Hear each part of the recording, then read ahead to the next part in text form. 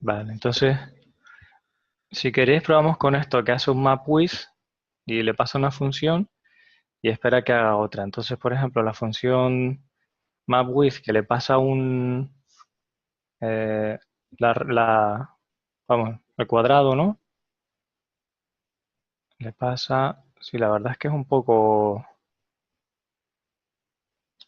sencilla, pero yo creo que nos vale. Entonces, vamos a ver cómo es hoy en día aquí.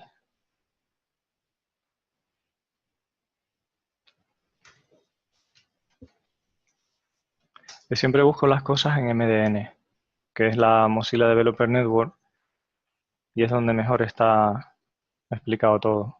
O sea, la fuente más fiable. Vale, pues ya cualquier array tiene un map ya, que recibe una función como argumento. Entonces me vuelvo... Aquí, no lo puedo hacer por aquí mismo.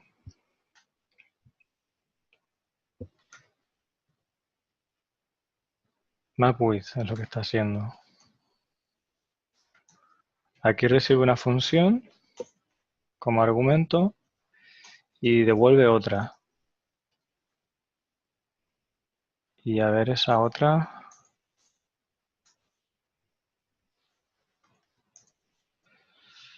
Recibe un array, la otra ya se dentro del map. Vamos a llamarle items. .map. Y aquí le pasa la F, ¿no? Creo que es algo así lo que está haciendo en el libro. Sí.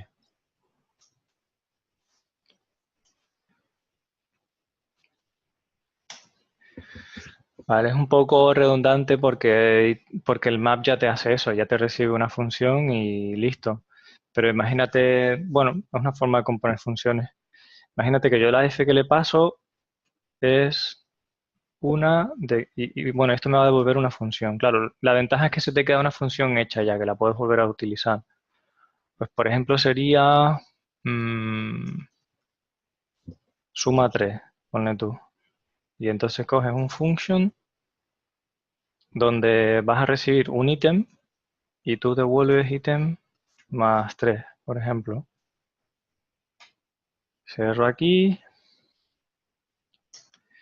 Vale, entonces suma 3, que es la función que está dentro. La función anónima que está dentro y que recibe una lista. Y de esa lista aplica el map y me lo devuelve. Entonces si yo pongo suma 3 y pongo 1, 2, 3, 4, debería devolverme una lista donde le suma 3 a cada uno de los elementos del array. Mm. Mm, vale, ¿se entiende algo? ¿No? ¿Nada? Mm, Sí, yo eso sí. map with function, item, item más.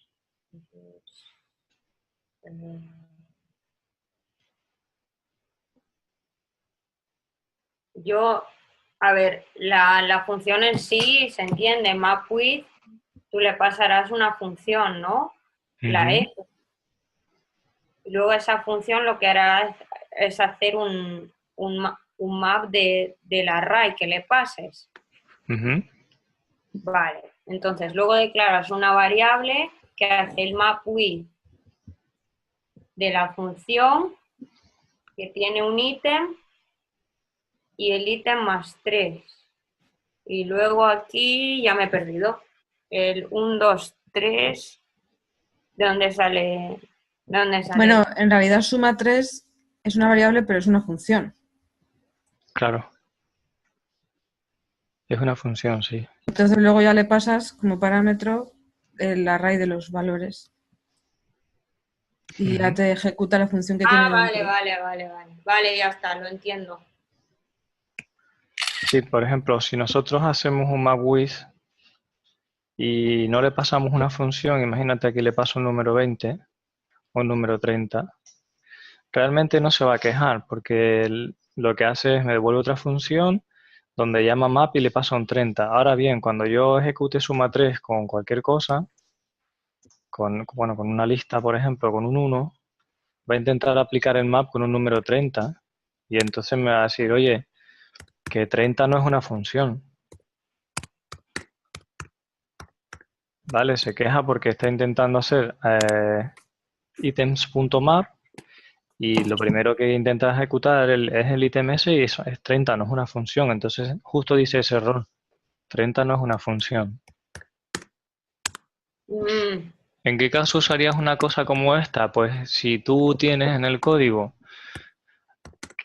porque tú el map, a ver, el map lo podrías hacer también directamente. Yo podría decir que quiero, si tengo una lista que se llama items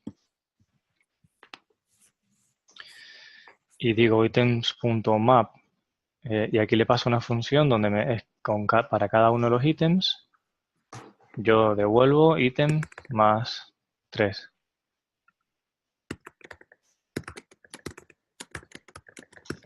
Ahí sí lo tengo calculado, pero imagínate que esto lo tuviera un montón de veces en el código. Y tuviera este map y la función aquí un montón de veces. Entonces, una opción podría ser que yo le diera un nombre a una función. Por ejemplo, function más 3 y recibe un ítem y coge ese ítem y retorna ítem más 3.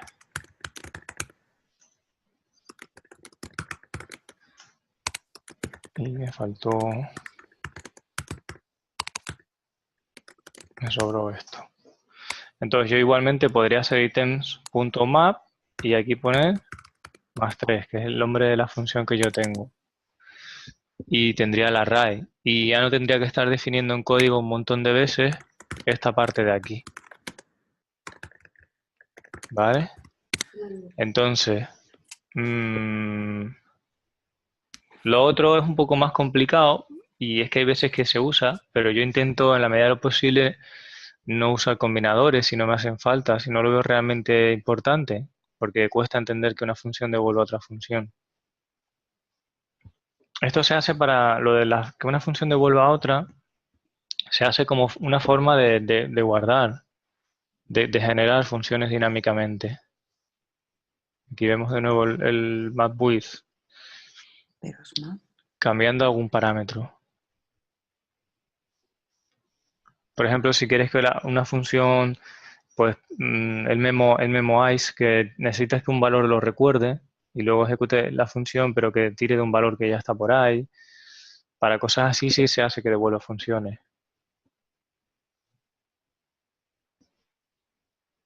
vale, No sé si lo vemos un poquito mejor ahora. pues sí, este sí. La aplicación realmente no. O sea, sí he entendido lo que la función en sí, como la has mostrado y tal, pero no el cuándo sería mejor. A mí se me pasa sobre todo cuando estoy haciendo refactor y tengo código duplicado. Para manejadores de eventos y cosas así, que yo necesito, ¿sabes? Al clic siempre le pasas una función, ¿no? Cuando dices add event listener, clic y ahí pasas una función que haga algo. Pues a veces cuando tengo varios manejadores que hacen lo mismo, acabo haciéndome un generador de una función que le digo, mira, pues tú lo que tienes que hacer es esto más no sé qué. Imagínate que tenemos un montón de funciones de esas que hacen lo del prevent default, ¿no? Y tú dices button.addEvent listener, click, y ahora pones aquí un function y aquí tienes, bueno, ese function pues tendrá un evento. Sí, por ejemplo, recoger valores de inputs distintos, ¿no? Sí, pero imagínate que siempre tienes eso y luego tienes lo que sea, algo más tienes por ahí. Y no quieres poner eso en tus funciones. De hecho, te quieres olvidar del event, ese que te pasan ahí. Y quieres dedicarte al resto, pues podrías hacerte un generador. Entonces cerraríamos aquí, Esta ahora me falla porque no existe button. Entonces, si queremos generar eso, a lo mejor podría tener un function que le podremos llamar manejador de eventos, que tendría que tomar el evento. Bueno, tendría que tomar... A ver... No, no hace falta. Tomaría la función que tú le pases, ¿vale? Eso sería una función. Y entonces estaría un return de un function que toma un event. Dentro hace event.preventDefault. Y después ejecuta lo que tú quieres, tu función. Y para ejecutarlo es punto y paréntesis, punto y coma, ¿no? Vale, si yo lo pongo así, como es una función que me devuelve otra función, ya se encarga de esto y ejecuta lo que yo quiero. Entonces podría ahora decir button.addEventListener y en vez de poner todo esto, podría decir eventHandler y aquí pasa una función que haga lo que sea. Imagínate ya lo que necesite de verdad. Pues la lógica de negocio que yo quiera. ¿Vale? Pongo así, como que allí habría un código. Cierro aquí y cierro aquí. Punto y coma. Haría algo como esto. Llamo a mi función que lo que me devuelve es otra.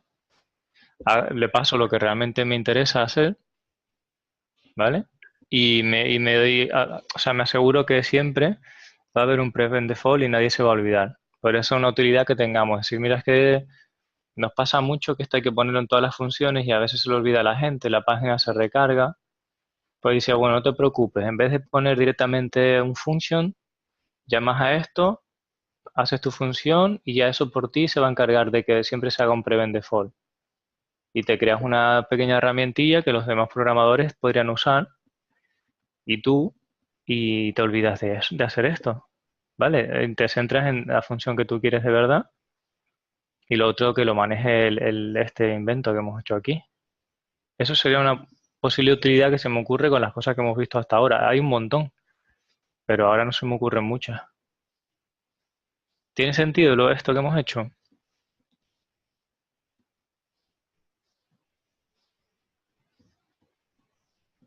Sí, sí. ¿Se entiende? ¿Cómo sería si yo lo que le paso es al clic la función anónima y tengo que hacer siempre este rollo versus la parte de abajo donde, donde me despreocupo del event y no sé qué y hago solo lo que yo quiero?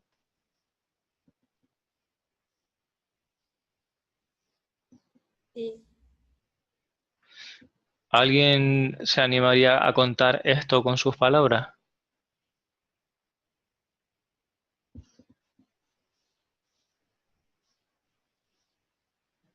Venga, familia. Yo no cuento, ¿no, Carlos? Yo soy aquí estrellito. Pero tú ya te lo sabes. Alguien que lo acaba de entender ahora, es lo que más me interesa. Hombre, yo es que he visto esto súper útil, entonces lo que estaba haciendo ahora era ponerlo en el código que estábamos haciendo esta mañana, que teníamos el prevent default. Ujú. Pero ya está. ¿Quién tenía la duda? ¿Quién planteó la duda? Bueno, realmente es que estábamos como repasando desde ahí para poder entender todo lo que viene detrás. Y bueno, pues eso.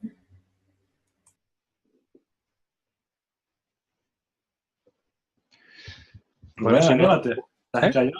A Rubén, que no ha hablado en todo el día. ¿No se te oye? Digo que eso, que yo estoy todo el día hablando. Que hable otro. si Yo como me miramos- entero, déjame a mí respirar.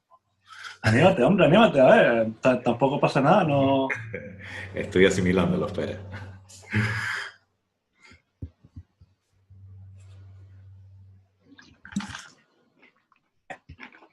lo intento explicar de nuevo y si queréis incluso para que no dé error, cogemos un botón.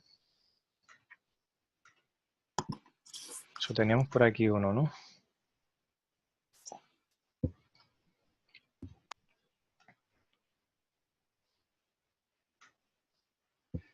Tenemos un hit me que se llama esto, compare. Oh.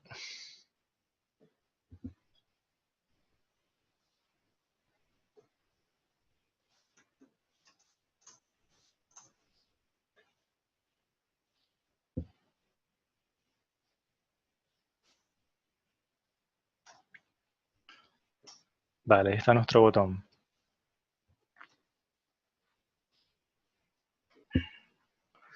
El primer parámetro es este. Y aquí podemos pasarle un function. Cuando se ejecuta la función, por cómo está diseñada la API del DOM y la de Event Listener y tal, sí que nos va a pasar un parámetro que es la información del evento. Entonces nosotros aquí podríamos decir, pues quiero que no hagas nada más, que no envíes el formulario. Y luego además quiero que por consola, imagínate que ponga 1 más 1 y lo imprima, que lo calcules y lo imprima. Vale, entonces si pincho aquí, ahí está pintando 1 más 1. Entonces la otra variante que tengo es que yo quiero poder hacer, y a veces lo entiendes mejor si directamente invocas lo que tú quieres. Yo quiero poder tener una función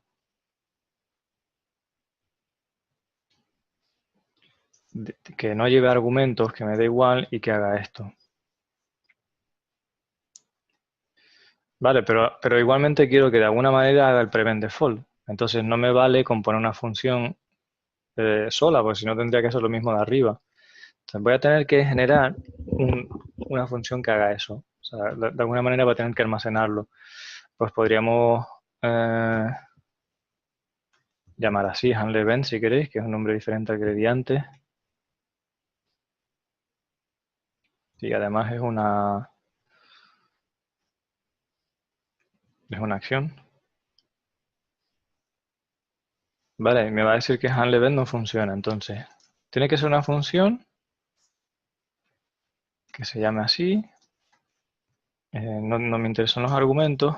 Y ya sé que tiene que devolver una función. Si ahí me piden ese argumento, en el segundo argumento de la de Event Listener, necesito una función. Cuando es un combinador, directamente el patrón mental que tienes que aplicar es que tienes que hacer un return de function. Vale, entonces decíamos que yo necesito un event, pero event default. Vale, ¿y de dónde sale ese event? Porque, Del parámetro, ¿no? claro, y aquí teníamos 1 más 1.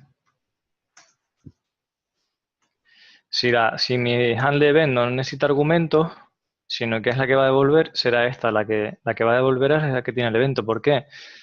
Porque cuando se evalúe la llamada esta handle event, si recordáis eso de que va a ejecutar los paréntesis de lo más adentro a lo más afuera, primero, y como aquí hay paréntesis, primero va a invocar esta función. Entonces la invoca y lo que obtiene como resultado es la función de adentro. Es como si quitáramos esta línea y se quedara con esta de aquí. El resultado va a ser el mismo. Entonces pongo llave ahí y aquí ya tengo mi handle event. Y si ahora vuelvo a ejecutar esta, ya cuando haga el clic me pinta. Y fijaos que me está saliendo el número 2 varias veces. Si lo hubiera hecho, si recargo la página para que se olvide de eso, vuelvo a definir esta. Aquí le voy a poner que imprima un foo, ¿vale? Ay, no he cogido el botón. Entonces vamos a coger el botón.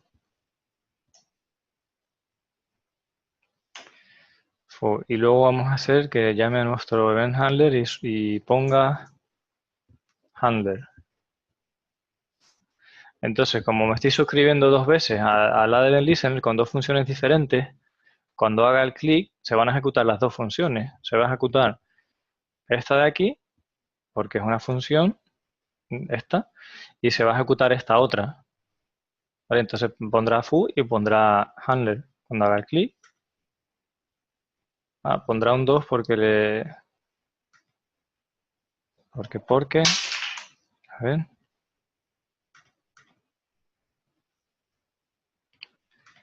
Porque no has Pone un 2. modificado la función que estaba dentro de la otra función, o sea, la función que contenía la otra función, ¿no? Porque handle, es que lo he hecho mal y no me habéis dicho nada. Lo que queremos que estoy haciendo mal el handle. Lo que queremos es que haga la que nosotros le pasamos, si no, no es muy útil. Me acabo de dar cuenta ahora al ver el fallo. O sea, nuestro handle event, para que sea chulo de verdad, tenemos que pasarle una f aquí, una función. ¿Vale? Y entonces ese func es el que nosotros vamos a ejecutar, si no, no tiene mucha utilidad. Entonces, de nuevo, cojo el botón, este pinta foo, y ahora sí que llamo a mi handle event y pinta handler. Entonces debería primero imprimir foo y después handler. ¿Vale? Y me dice que sale 2 veces. Foo. ¿Por qué? ¿Por qué?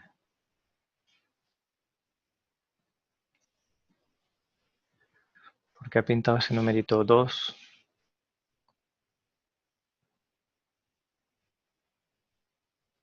Es que yo creo que continúa con el anterior. Vamos a hacerlo otra vez. Aquí tiene un func de handler event.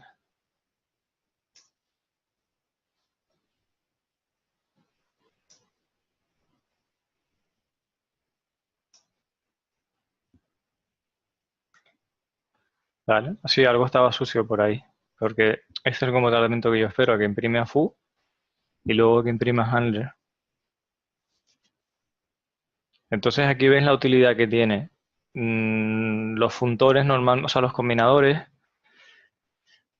normalmente no sueles pasarle un dato aislado, sino que están pensados para que le pase funciones. Y entonces yo al menos lo pienso mentalmente como hay una parte de la función que estoy haciendo actualmente que me sobra, o sea, que es fontanería, de la que yo no me quiero preocupar, o que es reiterativa, que es repetitiva y tal. Y hay una parte que es diferente, que en cada caso me interesa que sea diferente. Como aquí, ¿no? Es decir, bueno, yo el prevent default, por cómo tengo hecho mi formulario, lo quiero siempre.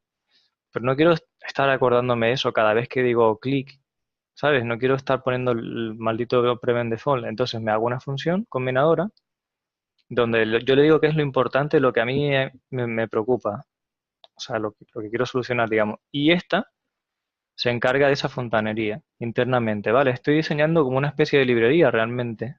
Las librerías son esto, son funciones de utilidad que te ahorran trabajo. Sí, o sea que el primer botón Add Event Listener es lo que haría la función por defecto y lo siguiente es lo que tú estás añadiendo en este momento, ¿no? Ujú. Vale. Sí, es una forma de verlo. O sea, el uso más común es el de que donde pasas directamente un function y este uso que yo estoy haciendo con un combinador, pues le paso una función que devuelve otra.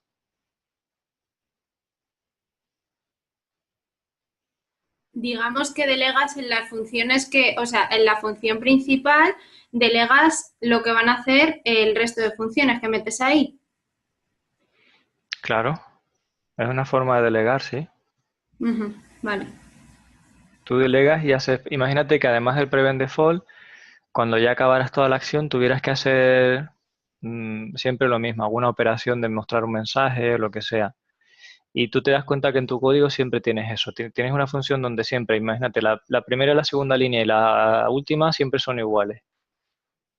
Dices, joder, pues no quiero estar repitiendo eso siempre. Me hago un combinador y que haga la primera y la segunda siempre igual, la última, y en medio que ejecute la función que yo le diga, que sea lo que realmente va a ser diferente. Yo las uso un montón para hacer refactoring en JavaScript. Cuando tengo código duplicado, ahí es que hago combinadores normalmente de este tipo. En este caso, el que hace foo, ese nos lo evitaríamos, ¿verdad? Exactamente, eso es esa es la gracia, que te evitarías eso.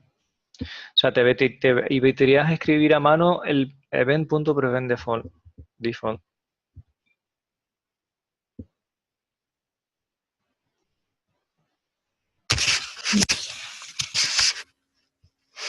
El truco para entender cómo funciona es acordarse que la evaluación es de lo más adentro a afuera.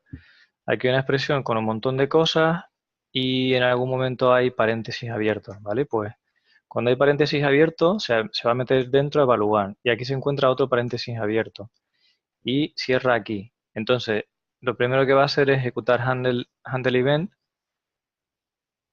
que le pasa como argumento en esta función que es sin nombre, y entonces lo que va a poner aquí en lugar de esto es el resultado de esta función, que es otra función. ¿Esa otra función cuál es? La que está aquí adentro. Y es la que va a poner ahí. Y a continuación, como ya no hay más paréntesis dentro, ya va a ejecutar la llamada a add-event-listener.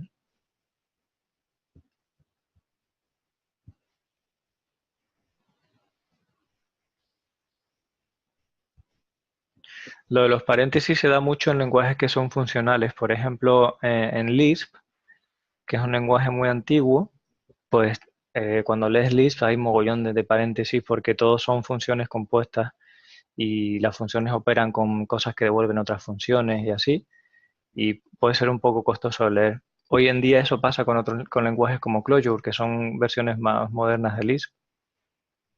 Y bueno, pero lo puedes encontrar en muchos lenguajes que tienen así la característica de ser funcional. JavaScript en concreto es que se inspiró en Lisp también, en un dialecto de Lisp, vamos, en un lenguaje que venía de Lisp, y por eso es así lo de los paréntesis. Y es de las mejores cosas que tiene en realidad. Intentamos ver el siguiente ejemplo del libro. Yes. Venga. ¿Quién está dormida? Yo no. Yo os veo por aquí. ¿Se entiende?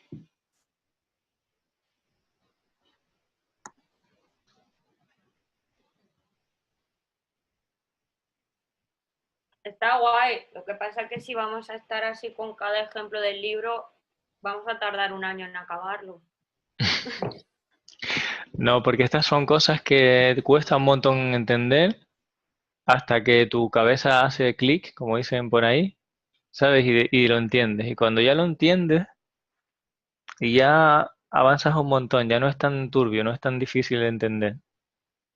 Que cuidado, que de todas maneras yo cuando veo así funciones dentro de funciones y que devuelven funciones, yo tengo que ponerme a procesarlo también. No es que sea una cosa que yo lo lea y diga, joder, es clarísimo, ¿no?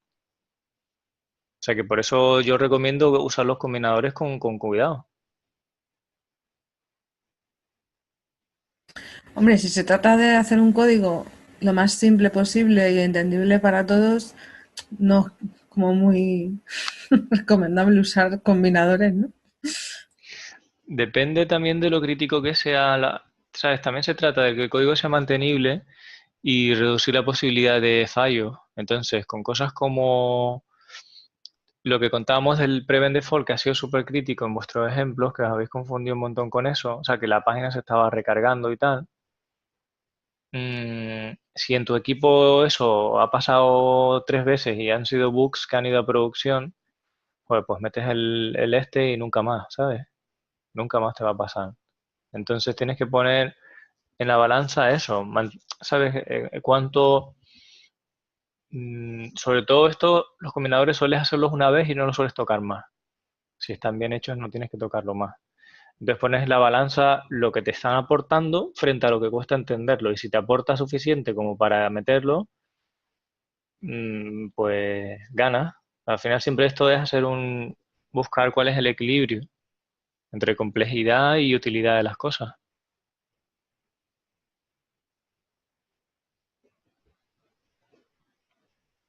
Lo que sí, a mí por ejemplo, entender este libro y hacer los ejercicios, me supuso que luego cuando he tenido que aprender cualquier cosa posterior de JavaScript, cualquier framework, o aprender React y demás, me ha sido muy rápido de entender.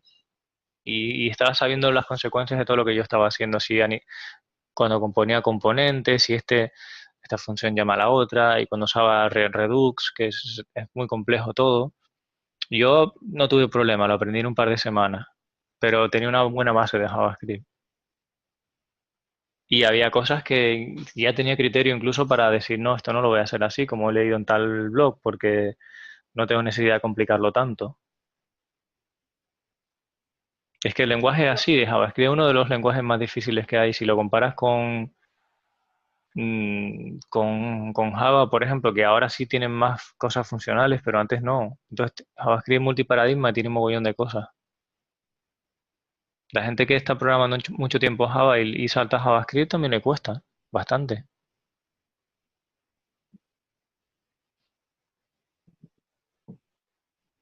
Hombre, si no, no estarían tan buscados los desarrolladores frontend, supongo yo. ¿Mm? Una pregunta. Dale.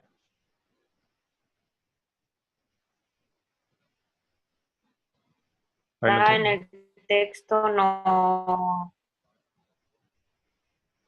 Y siempre dice, it's so easy, pone entre comillas, y yo, hoy sí. Y luego la explicación es como que tampoco te explica. Él parece que da por sentado que con la función. Rita, te cortas y no sé de qué hablas. Sí, se está acordando todo el rato. Está en un túnel. Creo que mi internet va fatal. Ahora se te está cortando, desde luego. Bueno, sobre lo que es fácil o difícil, La cámara se la tienes. sí, este autor a veces es un poquito arrogante, eso también os lo digo. Pero bueno, está fácil, guay. ¿no? Yo creo que para sentar bases, no sé si se me oye bien, está guay leer Perfecto. algo así, aunque yo lo complemento con el JavaScript para niños. Bien, bien, bien. Vale, vamos a ver algún otro así del libro. Eso, lo bueno es que practiquéis un poquillo así como he hecho yo y lo podéis hacer dentro de los test, el practicar. Bueno, aquí aquí explica lo que significa la palabra arguments de una función. El arguments pues es una palabra reservada que te permite acceder a los argumentos. Es un objeto que tiene una API similar a un array.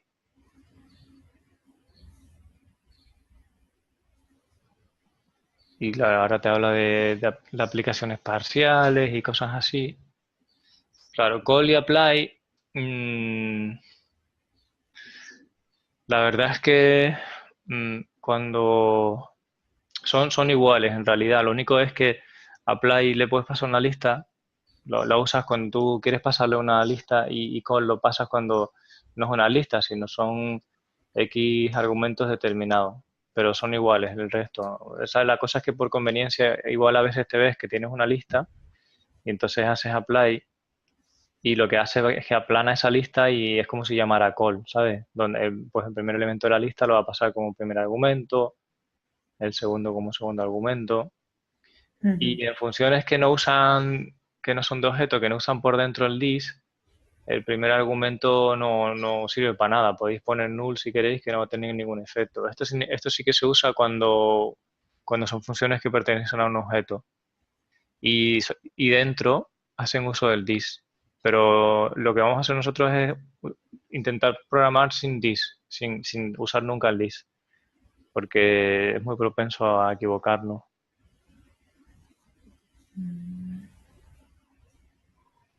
Así que call y array son formas de llamar a la función, simplemente, vamos. Imagínate que tienes una función que recibe 3 argumentos, pero tú por los que sea los tienes en una lista, pues entonces haces apply.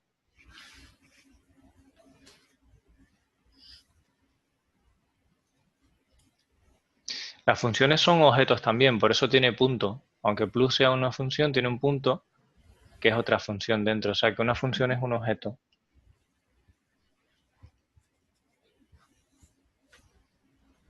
Aquí habla Slice, que lo que es... ¿Eh? O un objeto es una función. Un objeto, bueno, hay objetos que no son funciones, pero las funciones sí son objetos. ¿Cómo? Ah, bueno, claro, claro, Sí, podrías tener un objeto literal que solo tiene un mapa, ¿sabes? claro. Y Un valor. entonces, y bueno, slice lo que hace es que le quita cosas a un array y a ver para qué hace esto.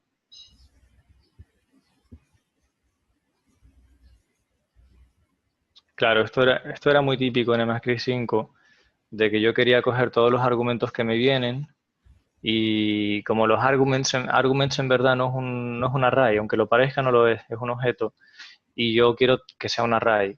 Entonces se usaba bastante esto, ¿sabes? El decir, bueno, pues coge esos argumentos y aplica la función slice desde el elemento 0 no sé qué, y entonces sí te convierte el objeto arguments, te lo convierte o sea, te devuelve esta llamada un array de verdad. Se hacía bastante antes. Ahora con el destructuring de EMAScript 6 y tal, bueno, yo creo que ya se está haciendo menos, aunque ahora mismo no me acuerdo muy bien. Pero definitivamente era algo que se hacía mucho con EMAScript 5.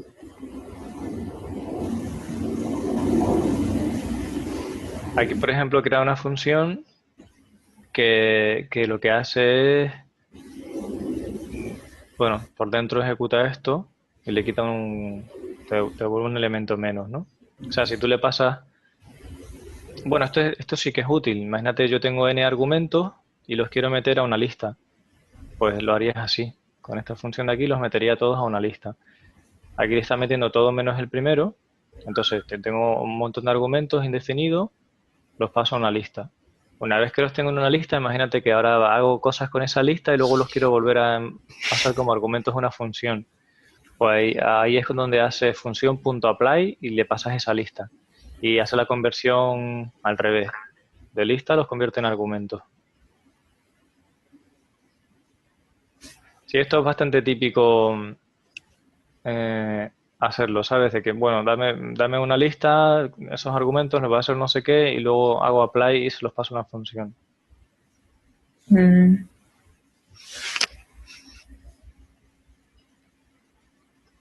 Y aquí está jugando con eso solamente, está haciendo el slice, se lo asigna a una variable y aquí es quedarse con el primero.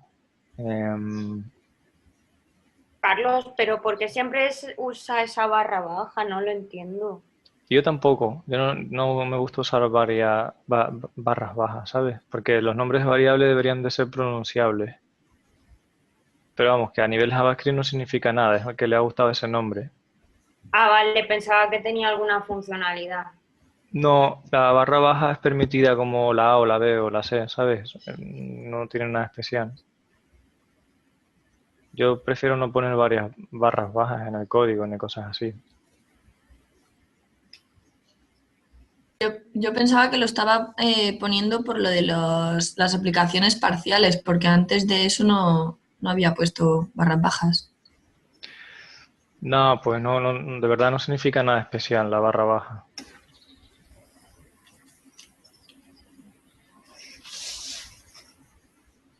¿Qué más? Vamos a ver qué más cosillas nos ponen por aquí. Vale, esta es la parte, la famosa página 40, ¿no? Que nos estaba costando. Vale, vamos a entender qué hace esto. Primero está guardándose una copia de la función slice del array. Y aquí vemos que es un combinador porque hace un return. Entonces, recibe una función y algo que parece ser un argumento por el nombre que tiene. Entonces, devuelve una función que va a convertir todos los argumentos que haya recibido esa función en un array. Porque eso lo vimos antes, que el call de slice, si le pasamos el objeto arguments es un objeto especial que significa los argumentos que haya recibido esa función. En este caso sería esta de aquí. Y una vez que lo tiene como un array, está haciendo un apply, o sea, está llamando a esa función y le está pasando los argumentos que tuviera la otra concatenado al de la derecha. O sea, al que yo le pasé aquí por aquí, que sé que por lo que se ve, pues, imagínate que yo le paso un 5, vamos a llevarnos todo esto al navegador y jugamos un poco con ello. Imagina que será, por ejemplo, cuando quieres tener una función que tiene diferentes posibilidades y lo quieres dejar un valor por defecto, ¿no? Como decíamos antes con la del handle event. En vez de añadirle un código dentro del cuerpo de la función, sino que lo que haces es añadir, o sea, quitarte un parámetro de encima para poder trabajar con él. Eso es. Claro, eso es una buena forma, un buen uso de que tú por defecto a partir de no sé qué necesitas que el primer valor sea tal y la función ya está hecha. Para ti lo más cómodo sería hacerte otra que siempre utiliza tal primer valor. Pues sería un buen uso de eso. Vamos a venirnos por aquí. Vale, no lo he intentado bien al pegarlo, pero ha funcionado. Entonces, aquí lo que me está diciendo es que si yo llamo a call first, pues eso me va a devolver una función, por eso le he puesto f. Y yo le tengo que pasar aquí una función, pues vamos a ponerla anónima directamente aquí. Y esa función, pues a lo mejor lo que va a recibir son unos ítems. Y simplemente voy a imprimirlos en la pantalla. ¿Vale? Hasta ahí, primer argumento. Y el segundo argumento parece que puede ser un número. Voy a poner el 100. Entonces, si le digo que vale f, pues es lo que hay dentro, ¿no? Entonces, f no recibe argumentos, pero adentro sí que tiene un argument. ¿Qué pasó? Aquí. Entonces, yo puedo llamar a f y pasarle argumentos. Vamos a pasarle, por ejemplo, los números 1, 2, 3, 4 y 5.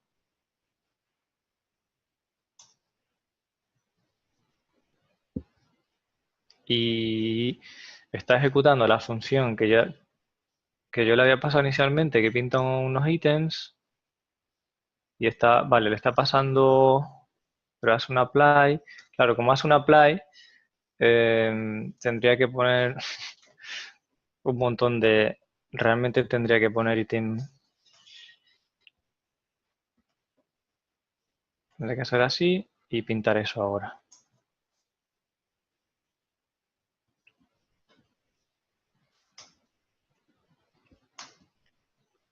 Vale, ahora sí que imprime el 100 y luego los numeritos que hay detrás.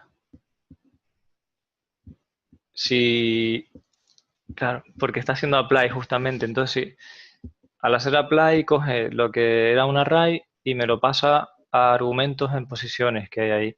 Entonces, lo que yo pensé la primera vez que quería que hiciera esto es sin el apply. Entonces, vamos a venir aquí y así de paso lo intento bien y hacemos el combinador que yo quería, que es que esto lo convierte aquí, hace esto así, a ver, está la indentación bien.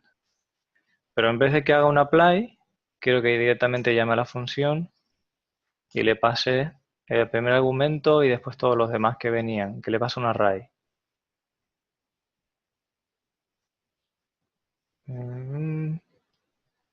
Vale, ahí hemos definido, bueno, la indentación está mal porque el función debería estar a la izquierda.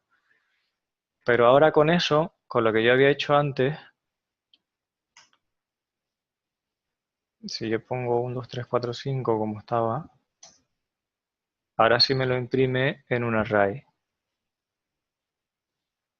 ¿Vale? La diferencia es que como yo no estoy haciendo apply, esto de aquí, que es un array, no me lo convierte a argumentos, sino directamente me da ese array. Y mi función, como solo espera un argumento que espera que sea una lista, aquí sí que los está imprimiendo. Entonces está metiendo el 100 y luego todo lo demás que tenga, que le haya pasado aquí. O sea que sí que es una forma en la que estoy teniendo un primer argumento por defecto. Vale, o sea que con el apply se convertiría ese array otra vez en argumentos, ¿no? Eso es. Yo El no apply, he entendido esta función, la verdad. Vale, sí, quizás el tema es ese, que está un pelín fuera de contexto. Que son súper abstractas, entonces es complicado de verlas. Yo creo que lo que tenemos que intentar es quedarnos con el concepto, ¿no? Y con cómo funcionan. Y Bueno, sería ojalá interesante entenderlo también, lo que hace. Aunque yo no sea capaz de mostraros un ejemplo donde diga, mira, aquí la utilidad de esto es esta, pero sí que lo entendieseis. Eso sí que es importante. ¿Podrías volver a repetir la explicación, Carlos, por favor? Claro, claro, claro. Vamos a ver si lo Perdona, intento ahora Carlos. mejor. Sí, Carlos, es como cuando alguien de repente ha ganado, entonces toda la gente que iba en una carrera, pues pasan al segundo, tercer, cuarto, quinto, sexto puesto. O sea, tú imagínate que tú estás en la carrera, y van primeros, pues, no sé, Isaura, Estela, es que son las personas que estoy viendo en la pantalla. Isaura, Estela, María y Gemma. Y de repente aparece Aida, y Aida gana, pues ya está, la metes primero, ya. ¿No? Bueno, podría ser, podría ser. Es un ejemplo de la vida. Bueno, ya está, ya me callo. Sí, sí, pero son ese tipo de cosas. Más bien porque ocurre algo es porque lo que decía Carlos también, que necesitas un valor por defecto, ¿sabes? Y, oye, no te olvides que el usuario ha metido aquí una preferencia, por ejemplo, ¿sabes? Imagínate que la función que yo tengo, pues tiene que usar una preferencia global del usuario. Podrías, para no olvidarte de eso, de que la tienes que pasar, pues podría hacerte un combinador que la guarda. Imagínate que en este combinador yo le paso la función donde quiero hacer algo realmente interesante y le paso que no se olvide de que esa función me pase este argumento, que puede ser un setting imagínate, el usuario quiere que le lleguen notificaciones y aquí tienes un boolean que pone que sí, que le lleguen. Entonces al final ejecutas una función con no sé qué argumentos y luego al final de que haga no sé qué, quieres que llame la tuya, pero que se acuerde de la preferencia que le habías dado. No sé, un poquito, me cuesta mucho daros un ejemplo.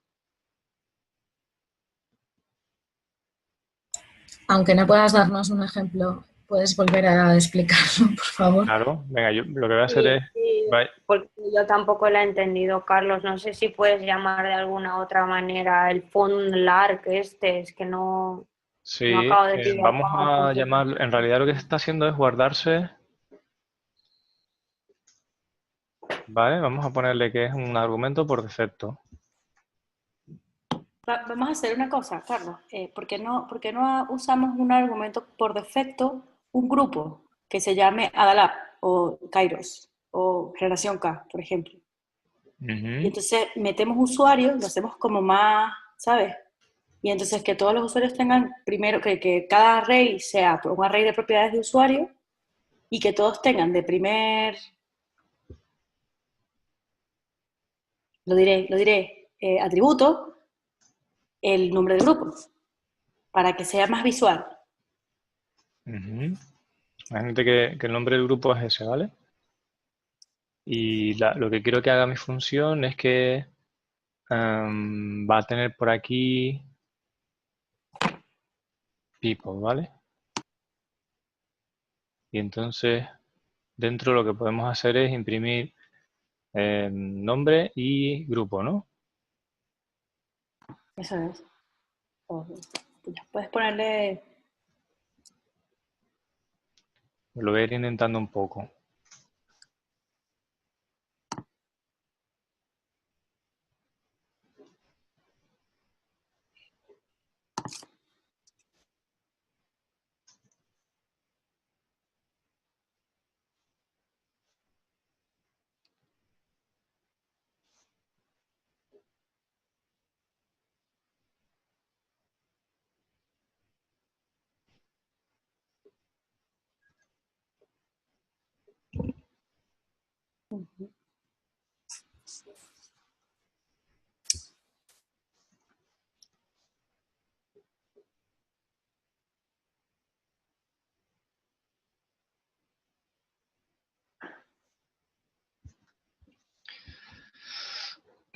Aquí termino el map.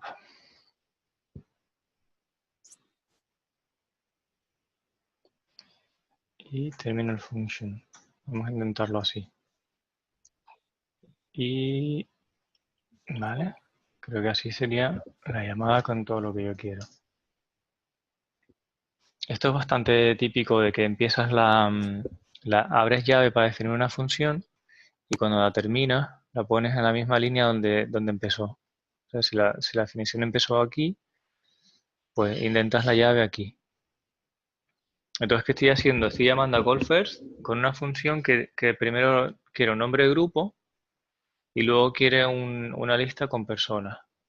Y dentro cojo la lista de personas y una a una imprimo el nombre del grupo, coma, el nombre de la persona.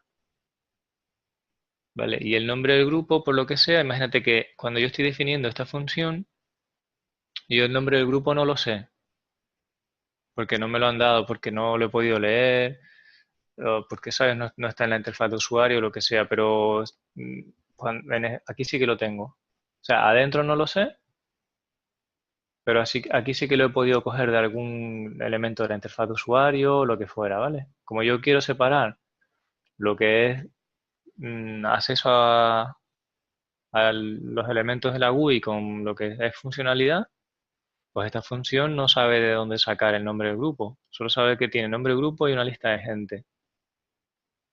Entonces, cuando yo llame a F, imagínate que ahora le va a pasar una lista de argumentos que serían las personas.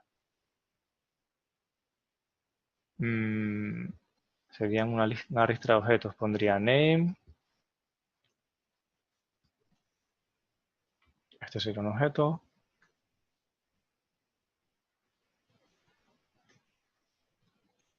Aquí tendríamos otro. Y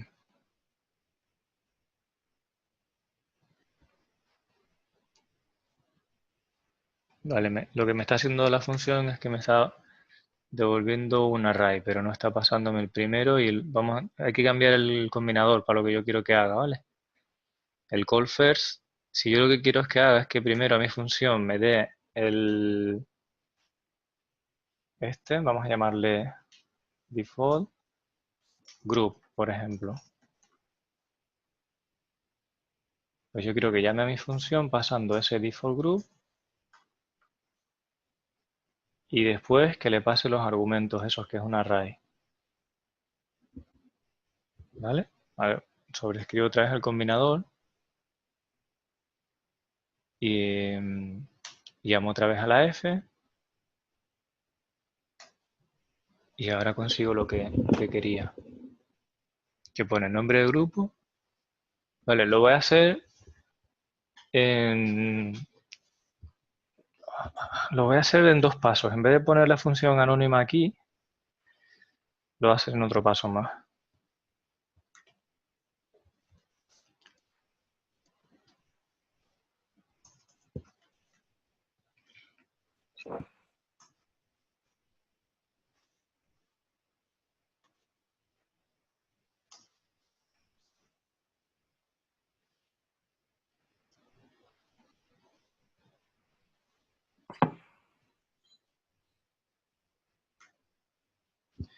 Para que veamos que las funciones como que tienen cada una su responsabilidad.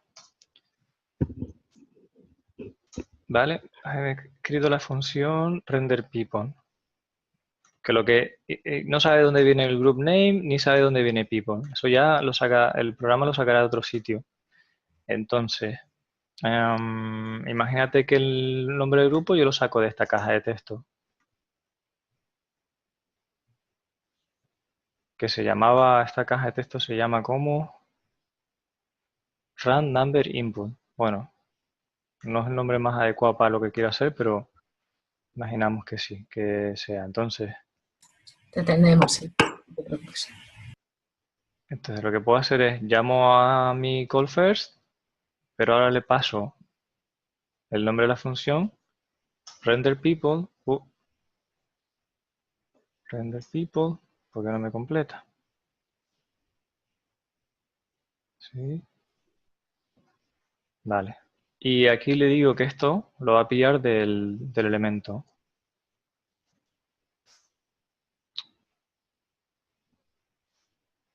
Bueno.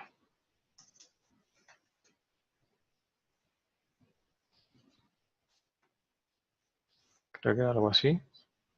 Punto value. ¿vale? Entonces, aquí lo que me aseguro es que la función esta, que no sabía dónde le venía el nombre,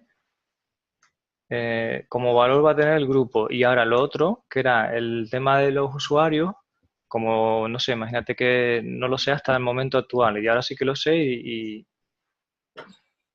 sí que son estos, porque me ha venido de una petición al servidor, o lo que sea, ¿vale? Y hasta ahora no los tenía. Entonces, cuando llamo a ese y le paso la lista de usuarios, y ya hace que mi función del render people pueda funcionar. O sea, como que yo hasta ese momento... Esto también, un caso útil es cuando no puedes operar en ese momento invocando la función porque te faltan datos, porque no han venido, porque son asíncronos, son a lo mejor de peticiones Ajax. Y de esa manera, pues podrías decir, bueno, yo tengo mi función, no sé, esta cosa no sé dónde me viene, pero sé que quiero siempre el nombre del grupo, o necesito el nombre del grupo. Vamos a poner de nuevo cómo nos había quedado el combinador. Este es el call first. No, esta es la llamada y esta es la cómo nos había quedado la definición del combinador. Dice, bueno, pues tiene esto, que es una función que me pasa, tiene un argumento que yo siempre tengo que usar y ahora pues simplemente devuelvo una función que coge la lista de argumentos y lo paso a o sea, el objeto de argumentos y lo paso de verdad a una lista y llamo a la función que tú me habías dado con el argumento que tú querías por defecto y esto como una lista.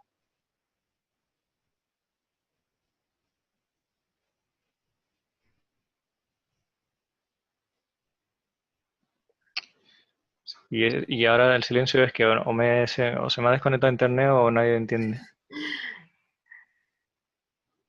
Ah. Rita, vamos a hacer una cosa. ¿Y si compartes tú tu pantalla y tratas de hacer algo parecido? Quizás un poquito más... No. Imposible. Yo necesito darle una vuelta. Yo esta tarde le daré una vueltilla a ver si se me ocurren mejores ejemplos para que podáis verlo. Lo que se me ocurre deciros es dedicarle un ratillo, dejo tiempo para que podáis jugar con esto, ¿sabes? Lo ponéis en vuestros test, en vuestro tal, quitáis cosas, ponéis cosas que os dé errores y probar, prueba error. Y si quito esto, y si quito función aquí, ¿qué va a pasar? Y si no pongo el return, y vais probando, si es prueba y error. Carlos, a mí se me ocurre un ejemplo en el que se podría utilizar. Por ejemplo, suponiendo que tengamos un editor de texto que sea con interfaz web. El editor de texto, dependiendo de tu idioma, puede que sea el texto a la izquierda o a la derecha, la orientación del texto. Entonces, cuando tú escribas, el segundo parámetro, lo que puede hacer que encima no tiene ni siquiera que ser un valor literal, como has hecho tú, puede que sea una función que te detecte el idioma, si bien lo tienes en la cookie o si bien el idioma del navegador, y cuando tú dices guardar el mensaje, él ya ha obtenido el idioma y te pondrá el texto a la izquierda o a la derecha, dependiendo de... Sí, podría ser un buen ejemplo.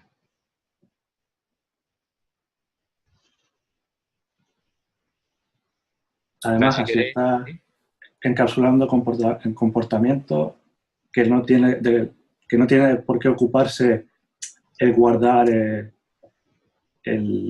mensaje. El guardar el mensaje solo lo quiere guardar. El idioma es algo secundario. Entonces, está delegando. Claro. Hacemos una cosa si queréis. Una pausa breve de 2 minutillos y os cuento la teoría del ejercicio de esta mañana. Y dejamos rato para que sigáis trabajando un poquito con esta parte, ¿vale? Yo tengo una pequeña pregunta sobre el valor del primer argumento de call y de apply. Según estoy leyendo aquí lo de la MDM, se refiere al contexto de la función. Sí, el contexto es cuando tú uses dentro el this, ¿quién es el this? Si tú dentro no usas el this, no te da igual lo que le pasen ahí. Pero si tú haces uso de la palabra this, ese dis va a ser lo que tú le hayas pasado en el call o en el apply. Claro, entonces, en el caso cuando estamos pasando arguments, es un objeto que, bueno, en este caso tiene valores en los que corresponden como si fueran índices, ¿no? Ujú. Entonces, al pasarle al call del slice, le estás pasando arguments como si fuera el propio dis. Correcto. Entonces, es como si en la implementación de slice trabajar con arguments como si fuera el dis de la propia función y hacer lo que hace slice, que sería dividir el array en dos trozos dependiendo del segundo parámetro, ¿no? Claro. Y eso, sí, básicamente cuando hace el call, el primer argumento es el dis.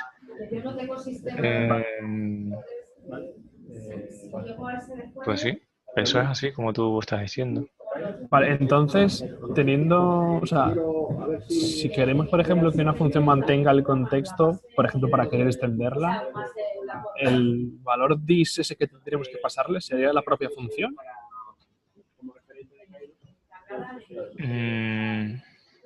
Imagínate que hay una función que suma un número, pero lo que hace sí, es... la función como tal no tiene contexto si no está en un objeto. Es que eso se hace es muy común cuando usas objetos y usas prototipos.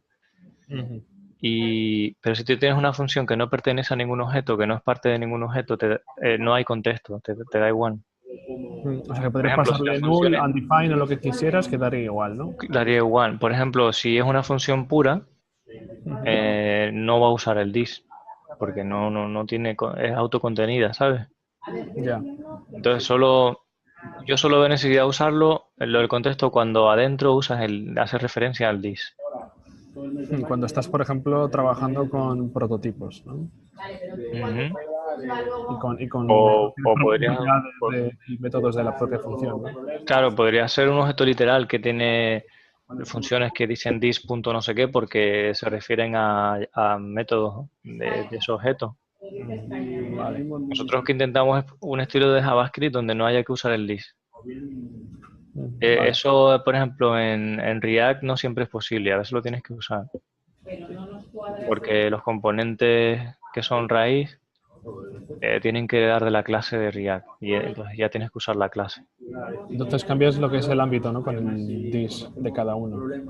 Claro, el dis lo que hace es mantenerlo para que el dis sea lo que tú esperas que sea y lo que quieres que sea, porque si no, cuando asignas funciones a variables y tal, el dis deja de ser lo que tú crees que va a ser Vale. y se lía.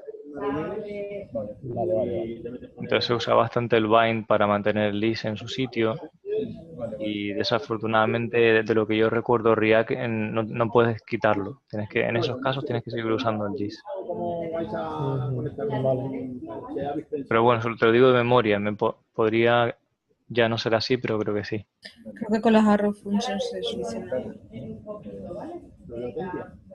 Sí, las arrow function te mantienen el dis, ¿no? Sí, no hacía falta poner el bind. Ujú.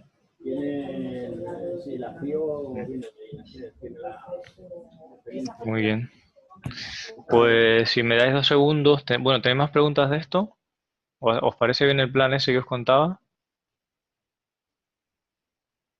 De darle